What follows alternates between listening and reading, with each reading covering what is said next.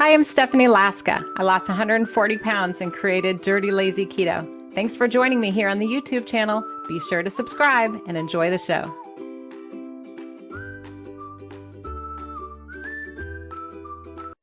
Is the keto diet a lifestyle or just a way to lose weight? Well, today's guest is going to help us answer this question. I would like to welcome to the show my new friend, Ricky, who has lost an amazing amount of weight with Dirty Lazy Keto. So welcome to the show, Ricky. Hi, thank you for having me.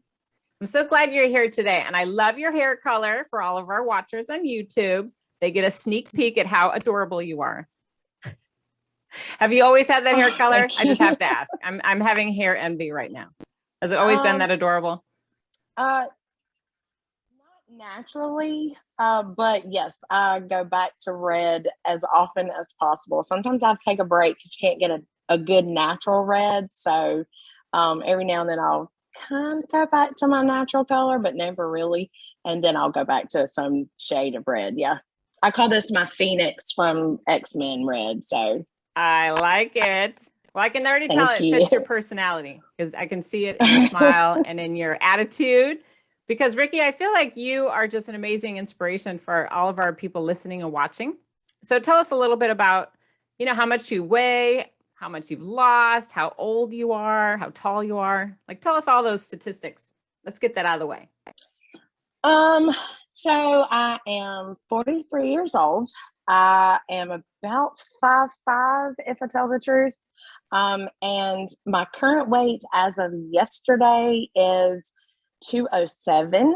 When I started Dirty Lazy Keto, I was 249.9 because to me, those points actually help you feel a little bit better. And I started in February. For me, it's a lifestyle. It's not a diet. It's not a fad. It's just a new way of living for me. So that's the best thing is I don't look at it as a diet.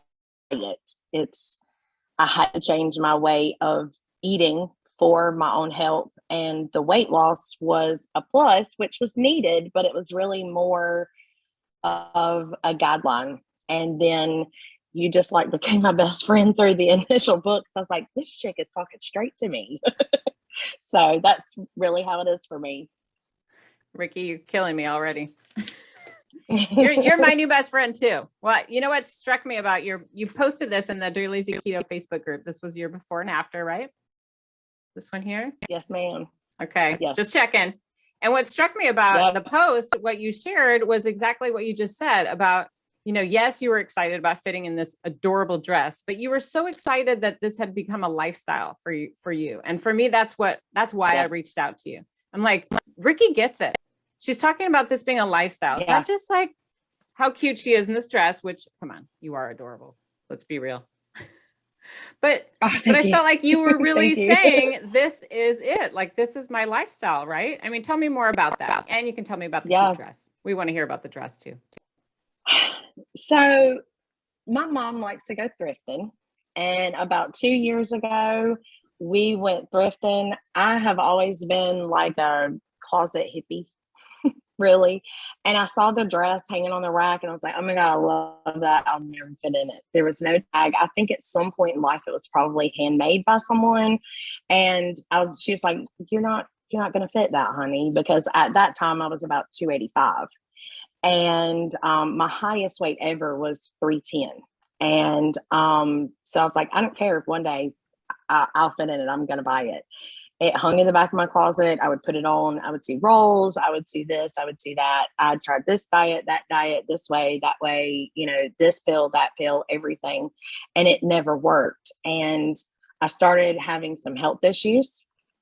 And that my doctor kept telling me was related to the way that I ate. And I'm like, yeah, but I can't just go in and cut this out and cut this out. It makes me miserable. And then I wind up going back and eating 3 times as many pieces of bread or brownies or this or that, then whatever. And I just happened to be in the local Walmart one day and I ran across your book. I had heard keto, because of health problems. I can't eat strict keto because it causes other issues with my body. And so I was like, you know what, let me read I mean, I'm in the Walmart. It's okay. I'll just read a chapter while I'm standing here. And I did. I read like the first 5 pages and I was like, I don't have to read anymore. This is going in my, if nothing else, the way this lady talks about looking at food differently will help me like understand. And so initially I used your book as like this woman gets the fact that I have to have carbs in my life or I am a cranky lady. And she's like telling me it's okay to feel that way and it's okay, but it's not okay, And so I read the whole book and I made a promise to myself, I'm going to read the whole book before I dive into trying to eat this way. And so I read the whole book and I actually had forgotten about said cute dress being in the back of my closet. And I just read the book and I said, okay, so I'm going to do this a slow, progressive way. My biggest problem is I am terribly addicted to sugar. Like I was a 4 tablespoon. I like a little bit of coffee with my sugar and creamer in the mornings that was my first step. I took a week and a half, cut out my sugar in my coffee in the mornings, used a little bit of creamer. Then the next week I went down to sugar-free creamer. And instead of like jumping whole hog, which I think is what a lot of people do, is like, I'm going to cut out everything. I'm going to do, I took things away from myself slowly. I never was a big soda drinker, but I still drink. When I drink soda, I drink a lot of it, but it wasn't an everyday thing for me. So it's like, okay, there's 0 sugar this, there's 0 sugar that, there's none of this. Diet tastes nasty, but we'll try the 0 sugar. So, I just kind of progressive. The picture, which I had to use as my before picture, on my post was actually from March at my birthday, which was 6 weeks into it. Which was 6 weeks into it. And my daughter had done everything she could to give me a sugar-free birthday, having my cake specially made and all that stuff. And I had already lost about 15 pounds there and then just kind of plateaued. And so to like fast forward on over to the pretty cute dress, my bonus daughter was getting married. I didn't have anything to wear. I didn't want to go spend a whole lot of money because I had found I enjoyed losing weight, getting healthier. I didn't want to have a dress I was probably never going to buy again. So I go rummaging through the closet and I'm like, it's going to fit today. It's going to fit today. And I threw it on and it was actually a little bit too big. And I was like, whoa, I totally skipped the whole, like, it fits feltly. It's a little too big. So we had to do a little tuck in and taping with the body tape, the double-sided tape to get it to sit like it should. And, when people ask me about it, I tell them, this is what I did, but it's not a diet. It's a lifestyle. It's a whole commitment to feeling better, to being better. Totally recommend buying the cookbooks. It makes it a whole lot easier than sitting here guessing about how to cook. But, it's little bits at a time. And then you just realize that you don't want the sugar, you don't want the carbs. And even because I read a lot on our Facebook page, I try and get in there and support people. I'm not a big like individual myself poster, but I try and support people and I try and post in there. And like, instead of jumping whole hog, do little bits at a time. And it's okay to have a cheat day every now and then if that's what you feel, because depriving yourself makes the lifestyle harder. That's what turns the lifestyle into a diet, in my opinion. So if I want to have a basket of fries, I order the basket of fries and I eat 5 or 6 fries. And my puppies really like it when mama gets extra fries because they get them. Because I found after a few bites, I really don't enjoy it like I used to, because it's just not part of what I put in my body anymore. So I love how you made it a choice for yourself. You're like, I can have whatever I want, and I'm going to choose to have a couple of fries, or I'm going to choose to have, creamer and less sugar in my coffee, and then substitute when I please. But you really took control of your eating. And that's, I think that connects with people. It's like, you didn't try to do it all at once. You did it your way. Mm-hmm. And that was, you give us permission. It's like, that's why I say it's almost like reading your book. And I'll go back and read parts. Like sometimes when I get depressed, I have parts marked in my book. It's like, okay, Stephanie says, and I'm not like trying to be a butt kisser. I'm not, but it's really the way that you speak to us in your books and in your podcasts and things like that. It's like, you say it's okay. Like, it's okay to be this way. You can't cut it out all at once. And so sometimes when I get kind of down and I want to have like we all have that. Like, everybody has stress days, and we didn't get to be larger people by eating healthy. A lot of what I have found in life is people got to be larger weights because we're comfort eaters. Just find a different way to comfort. I mean, find a different comfort food. My favorite comfort food now is almonds because they crunch hard and I can chew them very rapidly and I can get my frustration out. I don't need 5 or 6 brownies. Right. So, right. Well, I love how you said you're finding like alternatives to like maybe some old favorites and also comfort food. Because I saw that you had shared some pictures of, it looks like you had made the copycat chicken and chaffles recipe from the 5-ingredient cookbook. Yes. I saw that you posted that and you were like, look, everybody, I made fried chicken. People could not believe it. They're like, that's not fried chicken. Are you serious? And you're like, yeah, it's keto friendly. It's from Stephanie's book. And you were so excited. I loved that passion. Yes. Have you found and it was so easy. Easier? I was always, yes, it actually really is than the flour and the this and that. But I'm Southern. I mean, I'm as Southern as they come. I Southern cook. I was raised a Southern cook. And it's like, how do I turn this around? How do I still get to eat all the things? And it's like, oh, well, there's a cookbook for that. There's a cookbook for that. There's a recipe for that. And that's, so getting in there and making the chicken and chaffles, I was like, man, this takes like half as long. It's nowhere near the mess. And I mean, you really can't, let's be real, you can't eat flour along the way while you're doing fried chicken, but you can eat crushed up pork rinds. Just say, you got a little bit of nibble while you're going along. Well, not just that. I mean, I saw that you posted jambalaya too, and you're talking about that. It sounds like you're Southern. Is that part of a dish you make a lot, a jambalaya? We do. My daughter has her own spin on jambalaya. I have my own spin on jambalaya. And the post that I actually posted talking about my jambalaya, my daughter had done that for me because I was terrified to try it with the cauliflower rice. Now, I'd make cauliflower rice for, chicken and gravy, or, I had made it other ways, but sometimes with messing with your jambalaya, that's serious, right? Yeah. And she just got in there one day. I wasn't feeling well, and she pulled out the jambalaya recipe, went to the store, got everything. And I said, honey, I can't have jambalaya. She said, oh, but this you can. It's cauliflower rice. And I was like, hot dog. And it was delicious. So it wasn't any different other than instead of grains of rice, it was cauliflower. And actually it tastes a whole lot better than all that heavy rice. Yeah. Yeah.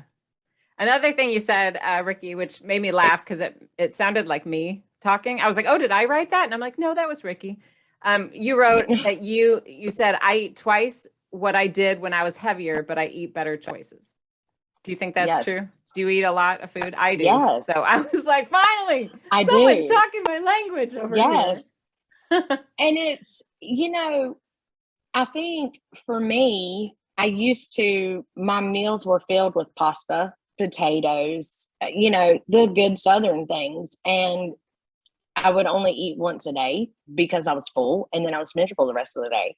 Now I find that like snacking all day, I call it snacking because I don't ever sit down and eat. Right. But I eat more, but I feel better and I have more energy and I'm more fueled. And it's like, I think the mindset of when you're heavier is, well, the more I eat, the worse I feel, the heavier I am, the more I'm carrying around. And now it's like, but if you're hungry, eat a little bit. It's okay. Just eat a better choice. And so, they know when at my local store, when I'm stocking up keto, because I've ate all my snacks, because I come through and I've got meat sticks and I've got cheese and I've got this and I've got that. And they're like, oh, we're out of keto food. And I'm like, yeah, you know what? That's because they know. And then they see, because I live in a very small town here in South Carolina. So everybody at the grocery store knows us. And they're like, girl, you look so good. What are you doing? I said, DLK, girl, let me tell you about it. And I tell them about it. And I say, it's not hard. It's not like For me, dieting was always super expensive. Like in my mind, it was always super expensive. And, when I read your book, it was like, you don't have to spend tons. I didn't spend tons. And I have realized that you really don't. Like, cauliflower doesn't cost any more than a bag of potatoes, and it goes a whole lot further. Chicken thighs don't cost any more than, that whole chicken breast, and it's better for you. And, things like that. And it just became a whole lot easier to stand in the grocery store and say, this is better. This is, it feels better. It's funner to cook this stuff because I don't have the dread of I'm going to feel terrible after I eat all this. And my entire household, I'm the only one that it's weird to say the strict DLK because we're not strict in dirty lazy keto, but I only eat that way. The rest of my household still eats normal, but when we have family dinner, they eat my food. They've been 100% supportive. And they all say, I hate to say this, but I feel better. Well, yeah, don't we all? So that's awesome. So it sounds like you've been able to make it work when you eat the same as everybody else in the family. And if they want some rice or potatoes, they can go ahead and make it themselves. But they really like the way you cook too, right? Yeah. They're not Yep. feeling like there's anything weird about missing out on those or having chicken thighs instead of, fried chicken strips or something like that. So it sounds like you've really made it work. And that's what I keep celebrating you and your story, Ricky, because, and the other thing I liked that you said in the group was you were sharing about your target net carb range. And I think so many people get stuck. They're like, oh, I have to do 20 grams or less, 20 or less. And you're like, no, I don't do 20 and I'm losing weight. Like you discovered you could eat more than that, right? And still lose weight. Yes. My general goal is to stay around 20, but there are some days of the week when I'm more active. We call it errand day around here. I'm more active. I have housework, and I need to be more productive. I need more energy. You have to feed that. Now, that doesn't mean that you go out and eat 80 carbs a day. Obviously, that's not going to be productive. So, I try and stay less than 50. Some days I eat 50. Some days I only eat 10, depending on what I want. I don't live my life around a number, and it has worked for me. It may not work like that for everybody else, but it works for me. Some days you need more. Some days I stress. Some days I'm like, I've had 0 carbs today. I am so full. Where am I going to get my carbs from? Because everything has been so healthy, but I eat what I crave, and sometimes the things I crave have no carbs in them. And I feel like that's okay. I mean, I'm eating healthy. My doctors say that, I'm in the best health I've been in the last 5 years. So I'm not going to complain. No. 20 carbs, 5 carbs, 50 carbs. It's okay. Yeah. Big picture. You're doing what's making sense for you and your body, and you're healthy with your doctor. So you do you, Ricky. It's working. That's right. It's working. Now, I know that you've shared that you've had some challenges along the way. I know one time you were posting about having trouble getting enough protein, and that was a challenge for you. Was there something there that you could share with our listeners that maybe helped you?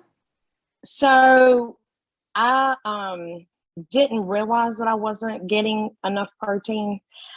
So I wound up going to my doctor and telling, being completely honest. He had noticed I had lost weight. I don't go to the doctor very often, but he had noticed I had lost weight. And I'm like, okay, so here's the problem. I ran into a situation where I'm not getting enough protein, but this is what I'm eating, and this is all protein based. And he said, we looked at it, and he said, you've gone from being heavy most of your whole life to the stomach and colon issues that you have encountered. I think what is happening is that now that your body is healthier, you're processing that protein too fast and you're not absorbing it the way that you should. And so what we did, and it was kind of hard for me mentally because there's like big protein numbers and sometimes kind of big carb numbers, that I always kind of forget to go in and subtract that protein with it. And I was like, oh no, I can't drink these big protein shakes every day. So I dropped at his suggestion, and it actually worked, and my protein is staying very level. Is that I do a big protein boost first thing in the morning. So instead of using a regular creamer in my coffee, that is, yes, it still has sugar in it sometimes, and that's okay. But because I needed the protein first thing in the morning, I just used the Premier protein shakes or whatever, like pumpkin spice season. I was like, I'm going to die without my pumpkin spice, but Premier Protein gave us a pumpkin spice, works absolutely great. So I have a little bit of coffee with a whole lot of protein shake every morning, and it seems to be working. And then I have a half a protein shake and a half a protein bar at night before I go to bed. I guess I could drink the whole thing and eat the whole protein bar, but it doesn't sit well in my stomach. And so I have a half protein shake, half protein bar before I go to bed. My body processes it through the night. I start my day with a big protein. And so far, thank the good Lord, I have had zero problems because my overall protein level had dropped to like 3.2, which is kind of dangerous.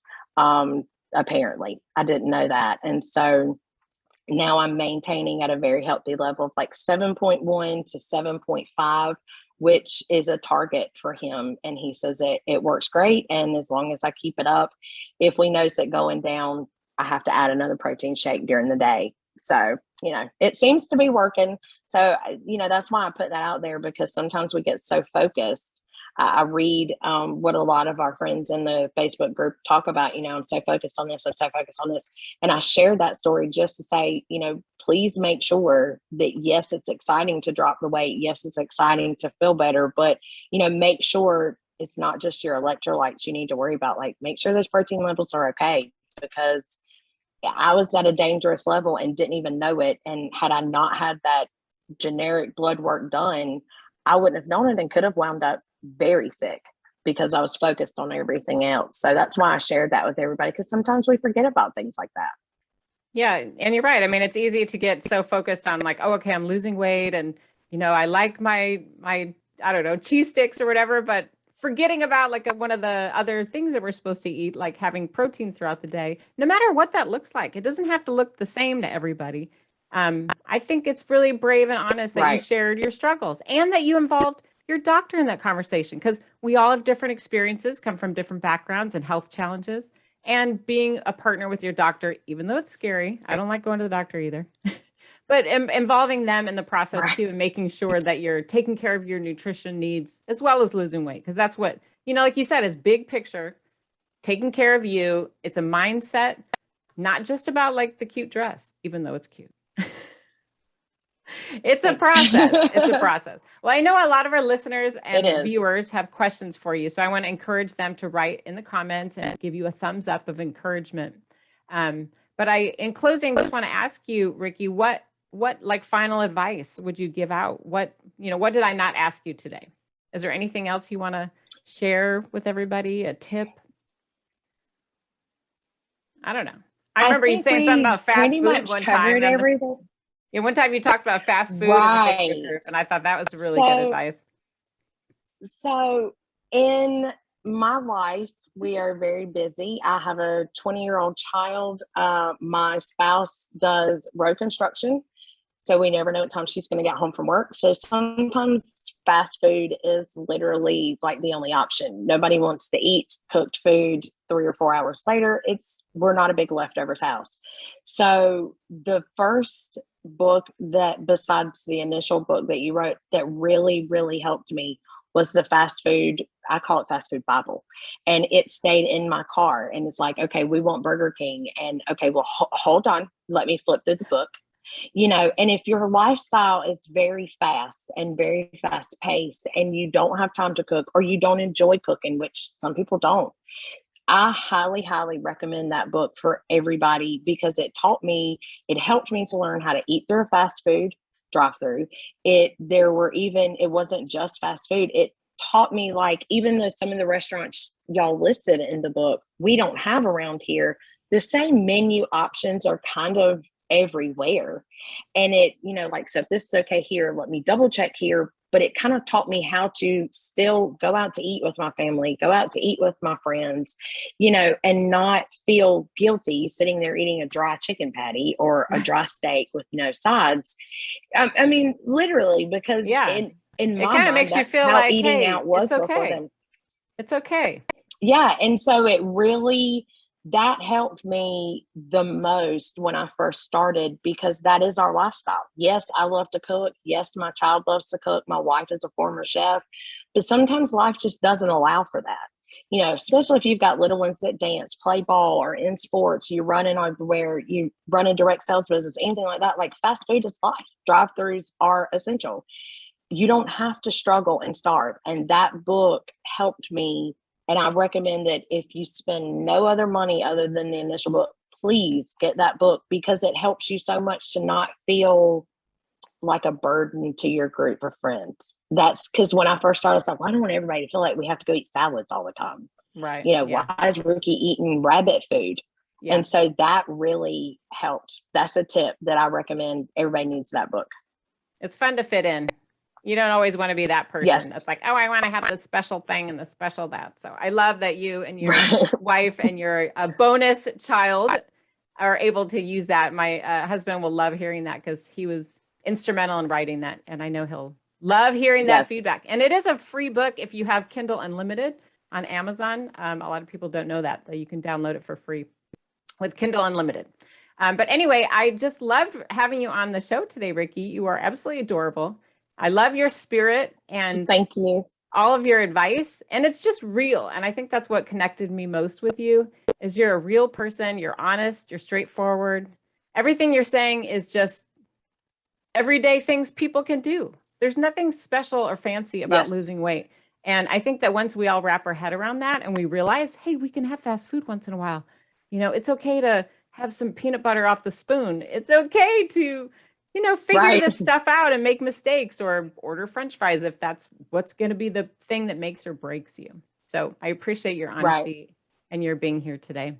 But it's a lifestyle. It's not a diet. Thank you for having me. Is what Ricky's telling us, right? Yes, ma'am. Yes, well, no matter what obstacles everybody's facing out there, just listen to Ricky. You can lose weight with Dirty Lazy Keto. You don't have to feel deprived. You don't have to miss out. So I hope everybody gives Ricky a thumbs up.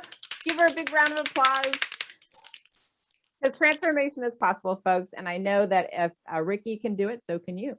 So thank you so much again for being on the show. I appreciate your time. Well, thank you for having me.